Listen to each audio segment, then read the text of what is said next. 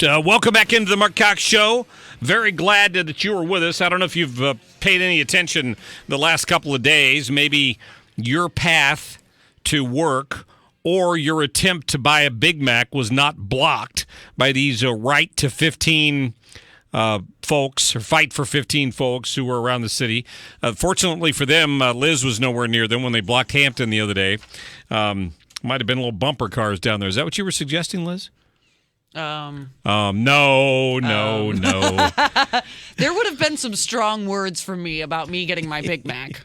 Well, the saddest thing about it is that ultimately these folks, they just don't understand what they're seeking, even if they're shooting high for hopes of getting something less than that. It's sort of a sad state of affairs. We're joined right now by Dr. John Goodman. He's a senior fellow at the Independent Institute. He's the president of the Goodman Institute as well for public policy research. Dr. Goodman, good to have you back on the show. Glad to be with you. Absolutely. So across the country, I know there were dozens of arrests, if not hundreds of arrests, when this Fight for 15 protest broke out. And a lot of those arrests were staged. They knew what they were going to do. They had it worked out with the police in advance to make some sort of a statement. What do you make of this? Well, I think it's terribly misdirected, and raising the minimum wage doesn't help people who are poor. It, in fact, closes off job opportunities for them. And so this is a movement that has a goal that is totally inconsistent with where we ought to be going. What is the economic reality when it comes to the minimum wage? A lot of people think that, it's sort of a false wage floor to begin with, correct? Even at $7.25 or $7.65, wherever it is right now. Well, none of us start out at the top of the income ladder. So Right. We right. have to start off pretty much at the bottom for most of us. And so that first job is where we learn skills. We learn to show up at work on time. We learn to do what we're told. If you don't learn those skills, you don't reach the next rung. And when you raise the minimum wage substantially, you close off that first rung to lots of people. And it tends to be the low-income minority youth who are the most hurt. And if they never get a job, then what do you think they're going to be doing? It's not going to be socially good. No, it's not going to be socially good. And I wondered, particularly, I think their effort, whatever it is, has been hijacked a little bit by some of the folks in the unions, because they were using these protesters to march up at O'Hare Airport, I noticed, where the workers there are about to go on strike or have gone on strike, one of the two, demanding higher wages. But in a lot of the places like Los Angeles, where they passed legislation to increase their local minimum wage, they exempted the unions from those deals. That's right. The union asked to be exempted. Right. So that's how hypocritical they are. This isn't about helping people. This is about trying to establish monopolies in the labor market. Well, there's a great picture I came across today on the Gateway Pundit, who had a picture of these kiosks that have already been put in at some McDonald's, where you order and pay right at the kiosk. So I guess that's what we're going to encounter next if these fast food companies are forced, even if it's by a couple of dollars, to raise their minimum wage. We are. Wendy's already has about 6,000 of those kiosks across the country. McDonald's is doing it now. And it's just, you can think of this as substituting for labor. It's like a robot. A kiosk is kind of a robot that substitutes for a person. And we're going to see more and more of that.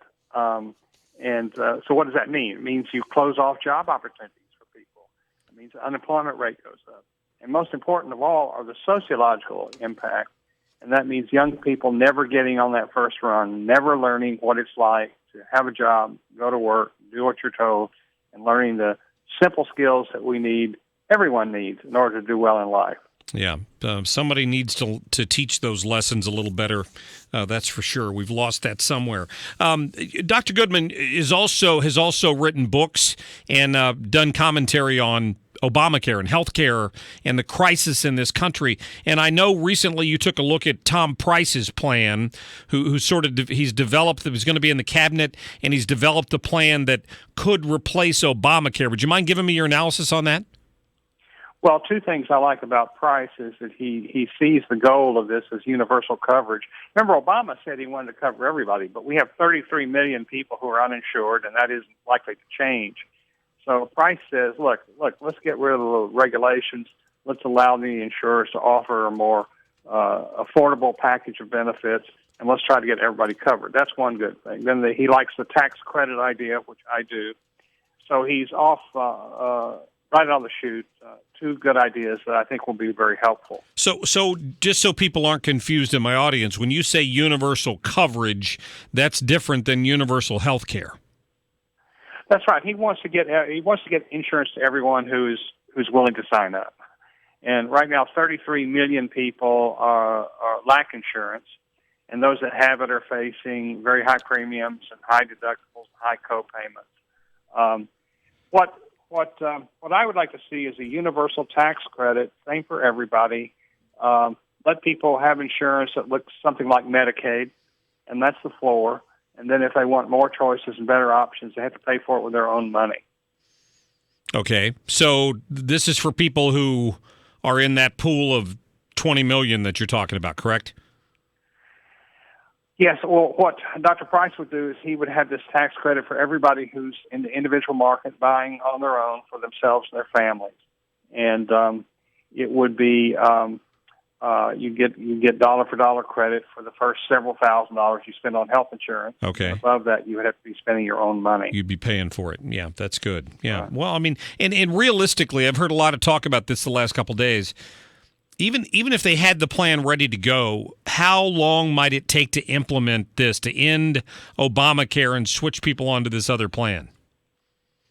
Well, here's the thing about the Republicans. We're almost 7 years into Obamacare. You would think they would know how they want to replace it, but they don't. Yeah, no. And they're out this morning saying they're going to need at least another 3 years.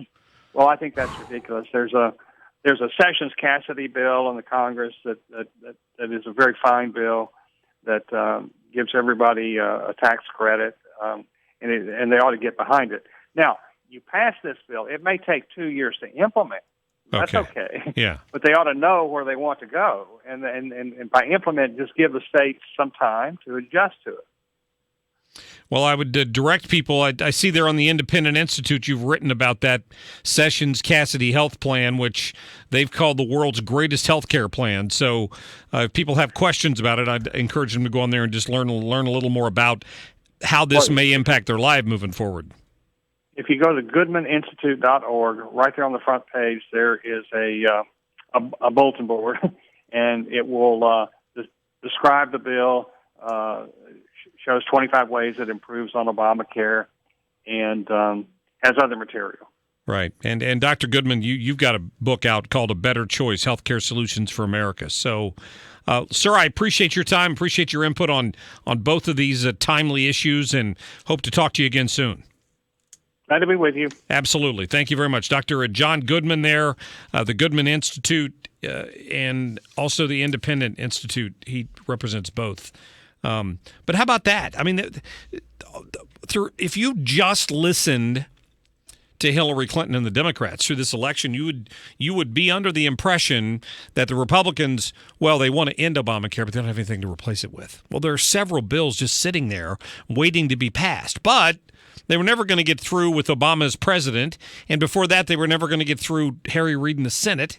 So now's their opportunity. I just hope and pray that Mike Pence is right. This is what he said in Washington, D.C. this morning. Very productive meetings with Leader McConnell and Speaker Ryan, and I think we're very grateful for the enthusiasm here on Capitol Hill for the Trump agenda, and we're going to be continuing to work through December and all the way to Inauguration Day to make sure that we are ready on day one to move the agenda that President-elect Trump took to the American people. And how about that? So they're talking about moving quickly.